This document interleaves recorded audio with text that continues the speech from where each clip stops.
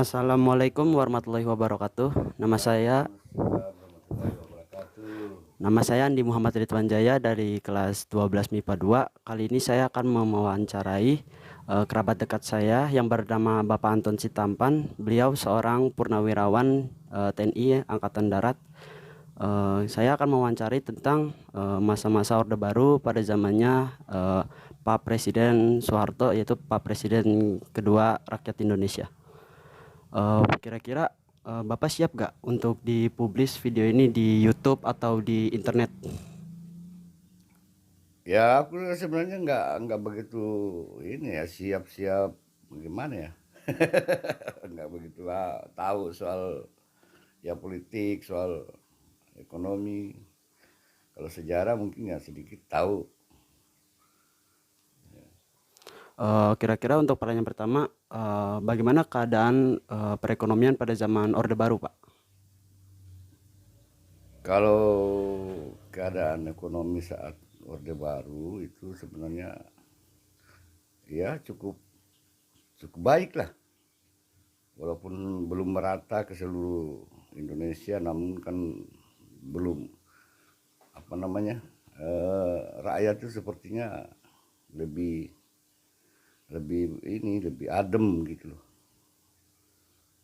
Ekonomi itu orang nyari makan itu agak susah, nggak susah gitu, nggak kayak sekarang kayaknya harus apa namanya berlomba-lomba untuk mencari kerja, mencari ini. Kalau dulu kan tidak terlalu ini lah. Ekonomi stabil lah kalau sama zamannya Pak Harto. Iya. Ya. Kalau untuk keadaan sosial seperti kayak lingkungan masyarakatnya atau lingkungan-lingkungan di sekitar tuh kira-kira gimana, Pak? Apakah dari zaman dulu sampai sekarang itu membaik atau semakin memburuk kira-kira? Kalau sosial saya rasa lebih zaman Pak Harto lebih membaik daripada sekarang. Itu sosial di ekonomi dibilang ya maju, tapi rakyat makin susah gitu loh. Kalau dulu kan rakyatnya apa namanya itu eh, adem gitu loh, tenang kemanapun kita pun, tidak ya nggak kayak sekarang. Sosialnya dulu makin tinggi, sering ada gotong royong, ada ya istilahnya saling bantu membantu, khususnya yang di pedesaan-pedesaan itu kan diutamakan yang gotong royong. Kalau sekarang kan sudah hampir di seluruh Indonesia itu tidak ada, hilang itu budaya gotong royong. Yang Pak Harto ya itu diutamakan itu gotong royong. Walaupun ekonomi secara itu masih dikuasai orang-orang yang ya orang-orang yang terdekat Pak Harto itulah yang menguasai ekonomi. Tapi rakyat merasakan nggak seperti sekarang, merasakan seperti gampang mau usaha apa gampang gitu, nggak dibatasin ini dibatasin itu. Kalau sekarang kan kita mau usaha-usaha, khususnya orang-orang kecil mau usaha apa udah terbatas, nggak bisa sembarangan usaha, harus izin ini harus izin itu.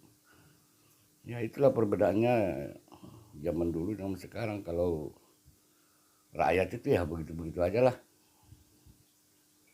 tetap aja apa namanya pergolakan politik itu ya rakyat aja yang korban kan gitu. Selain perekonomian, keadaan sosial, kalau untuk politik kira-kira gimana, Pak? Apa politiknya buruk atau baik kira-kira? Ya kalau politiknya sih sebenarnya dulu ya kalau politik mah dulu lebih buruk, karena ya kebebasan kurang gitu loh, dikuasai oleh penguasa, semua sudah diatur semua ini. Kalau sekarang kan ya kalau politik sekarang sih bagus, bebas, artinya kita sudah bebas memilih, nggak dibatasin, nggak diatur-atur gitu. Kita sekarang diberi kebebasan untuk politik, namun ya itu yang diberi tanggung jawab sekarang malah sepertinya membuat politik yang makin apa namanya mau kembali semula lagi. Dulu kalau politik sekarang sih lebih bagus karena ada kebebasan, ada bagus sekarang politiknya. Jadi kita sudah tidak dibatasi oleh orang-orang tertentu gitu.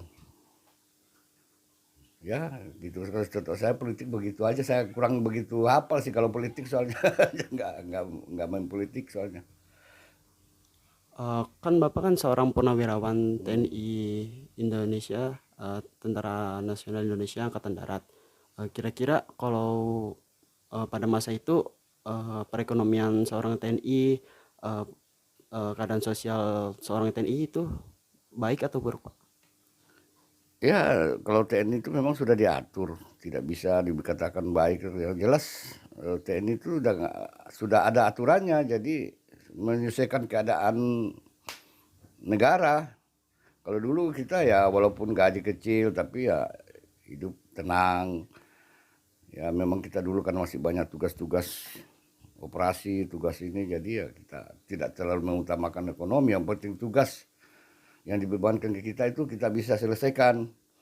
Jadi kalau kesejahteraan kami dulu itu sebenarnya ya kalau dibanding dengan sekarang, walaupun dulu nilainya kecil, tapi kita lebih sejahtera, lebih lebih istilahnya lebih apa namanya itu, lebih tenang hidup. Nggak kayak sekarang kan harus berlomba-lomba, walaupun kita TNI sekarang tuh harus bisa mencari bagaimana mencari tambahan, mencari ini supaya karena kemajuan zaman, terutama beban ekonomi apa beban anak ini yang sekolah kan harus kita carikan biaya tambahan. Kalau hanya mengandalkan gaji ya tidak akan cukup. Kalau dulu walaupun gaji kecil ya kita kita apa namanya ya rasanya adem aja gitu loh, nggak terlalu mikir harus beli ini harus beli itu, nggak pernah mikirkan ke situ. Yang penting tugas yang dibebankan ke kita itu kita tuntaskan, kita selesaikan dengan khususnya di operasi-operasi. Yang penting kita pulang dengan selamat, udah tenang itu udah. Kan ada peristiwa yang terkenal di Indonesia pada zaman 1998. Bapak boleh nggak ceritakan sedikit tentang peristiwa tersebut? Oh yang apa reformasi itu ya, Iya. zaman reformasi itu karena ya mungkin rakyat sekarang kan pingin perubahan dan itulah kan mungkin ya perubahan politiknya di situlah. Jadi memang rakyat sudah jenuh dengan kekuasaan-kekuasaan yang otoriter, maka rakyat pingin supaya ada perubahan, terutama untuk kebebasan berpendapat, kebebasan itulah makanya dimulai dari pergerakan mahasiswa untuk mengadakan perubahan itu sehingga terjadilah ya awalnya kan terjadi 98 itu awalnya diawali dengan krisis ekonomi, yaitu krisis moneter. Disitulah timbul pergerakan dari mahasiswa untuk ingin merubah apa namanya, merubah politik di Indonesia, khususnya memperjuangkan untuk kebebasan berpendapat, itu terus menghargai hak-hak asasi manusia, itu yang diutamakan dulu. Terus menghilangkan KKN, korupsi, karena ya zaman Pak Harto yang jelas paling tinggi itu KKN-nya itu. KKN kalau kroni-kroninya itu yang berkuasa ya itu aja gitu loh.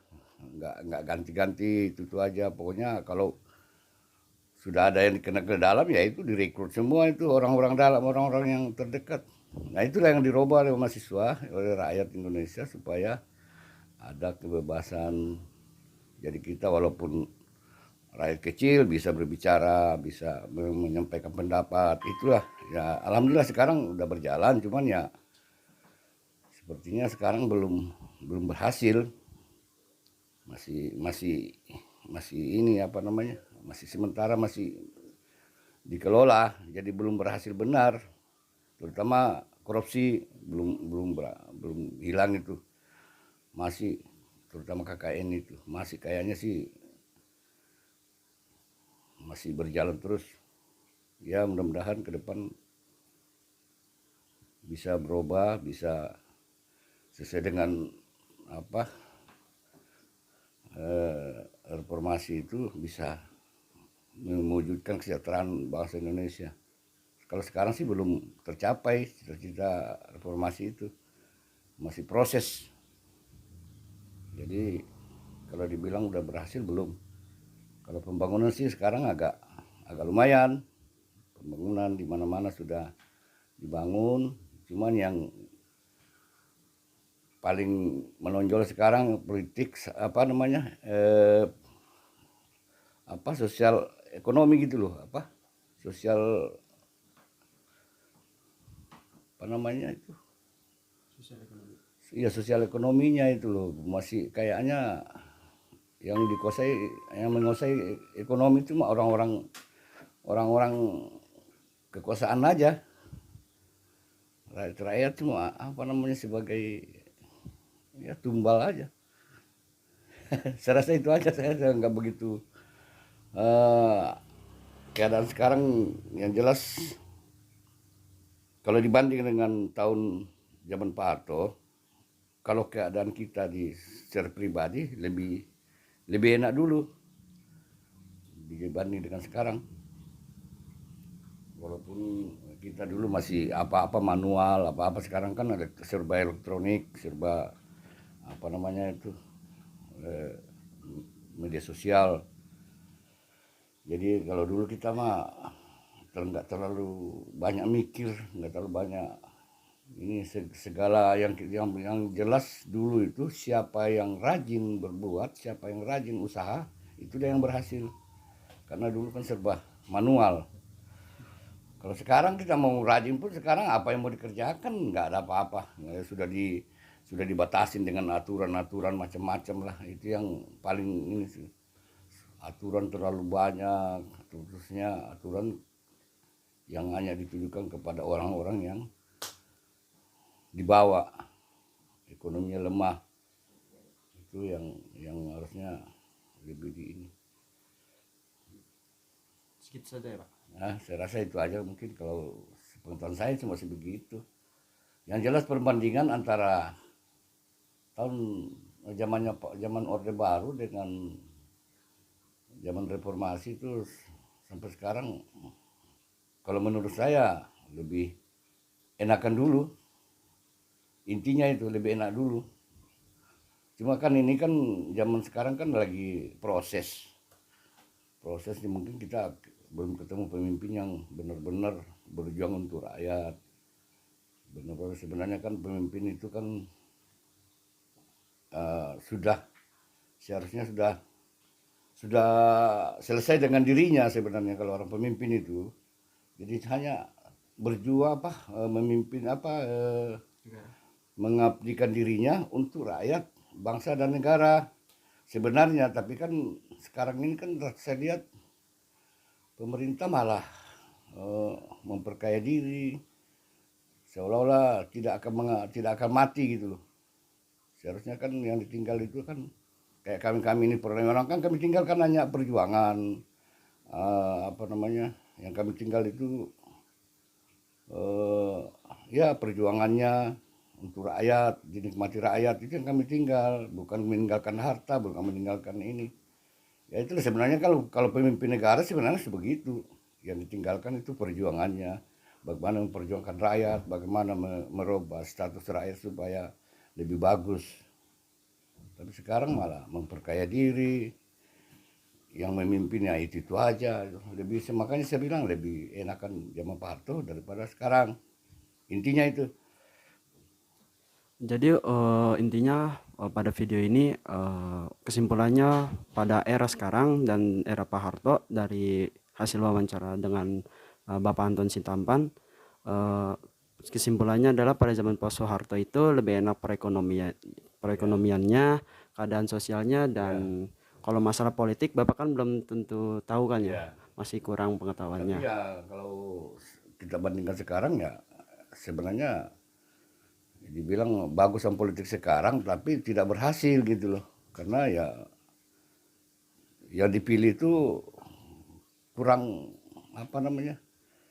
ya kurang memahami bernegara gitu loh, kurang memahami bernegara, hanya yang dipikirkan hanya eh, pembangunan, ekonomi, hanya dipikirkan begitu, sosialnya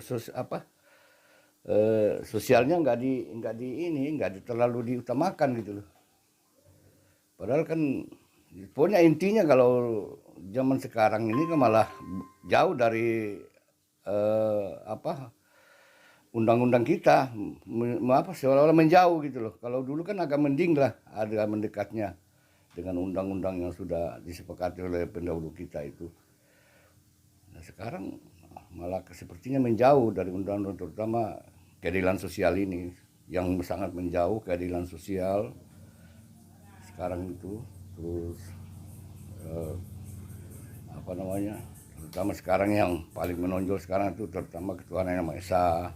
Sekarang banyak yang ini, itulah politiknya yang paling menonjol sekarang itu ya Pancasila ke-1 itu, ketuhanan yang Maha Esa. Agama itu banyak yang memanfaatkan, banyak yang istilahnya mengadu domba agama. Terus sosial politiknya kelimanya itu sosial, keadilan sosialnya itu sama sekali masih belum dijalankan. Jadi masih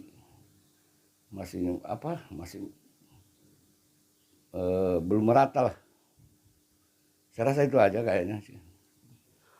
Jadi sekian dulu untuk video wawancara untuk tugas sejarah saya dari Andi Muhammad Ridwan Jaya kelas 12 MIPA 2. Bila ada kata-kata yang salah dan kata-kata yang berlebih mohon dimaafkan. Billahi taufiq wal hidayah. Wassalamualaikum warahmatullahi wabarakatuh. Waalaikumsalam.